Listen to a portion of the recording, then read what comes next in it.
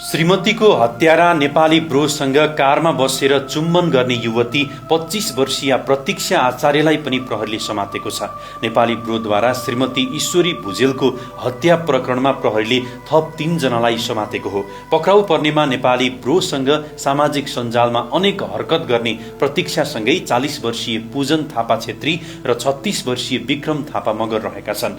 जुम्ला घर भई गोकर्णेश्वर बस्ने 25 वर्षीय प्रतीक्षा र कुमारको केही समय अघि कारभित्र चुम्बन गरेको भिडियो सामाजिक सञ्जालमा आएको थियो।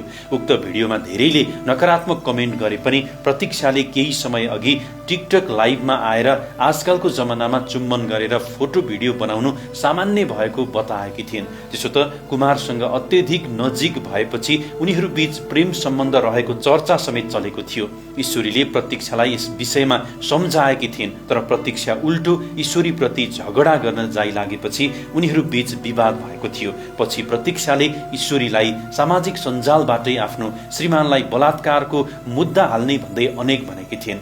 त्यसो त त्यति बेला नेपाली ब्रो र प्रतीक्षा सँगै हिँड्ने बस्ने गर्थे। जुम्ला घर भएकी उनी काठमाडौँको बौद्धमा बस्दै आएकी थिइन्। अहिले नेपाली ब्रोसँग जोडिएका र शङ्का गर्न लायक रहेका 3 जनालाई प्रहरीले अनुसन्धानका लागि नियन्त्रणमा लिएको छ। कुमार र यी 3 जना गरी 4 जनालाई आज जिल्ला अदालतमा उपस्थित गराई प्रहरीले 5 दिनको म्याद लिएर अनुसन्धान थालेको छ।